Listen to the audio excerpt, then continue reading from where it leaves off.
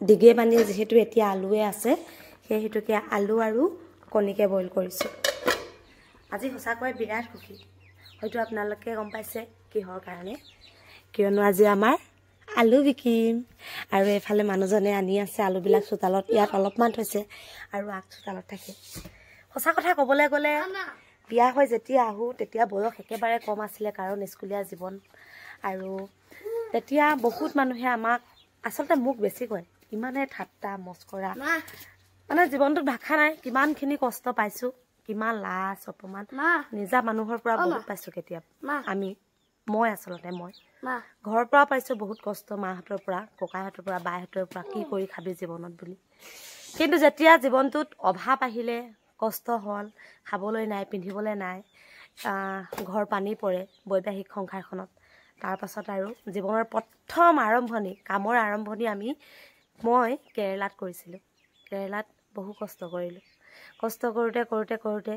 চকুটো দেখিছে নহয় এই মোৰ চকুটো চেঁচা সোমাই গ'ল তাৰ পাছত আৰু মায়ে উৰেটো নিশা কান্দি কান্দি থাকে কি হ'ব মোৰ ছোৱালীৰ কি হ'ব তাৰ পাছত গুচি আহিলোঁ আৰু চকু অপাৰেশ্যন কৰাৰ পাছত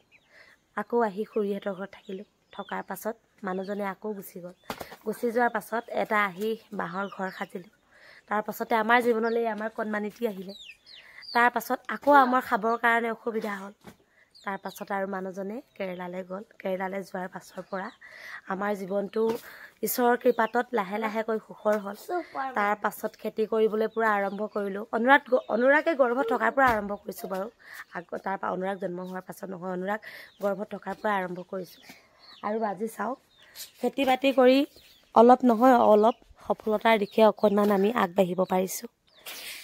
খেতি কৰি বহুতখিনি টকা উপাৰ্জন কৰিলোঁ এই বছৰটোত ধান বিক্ৰী কৰিলোঁ আনহাতে সৰিয়হ বিক্ৰী কৰিছোঁ এই বছৰটোতে আলু বিক্ৰী কৰিছোঁ আৰু এতিয়া আকৌ যিহেতু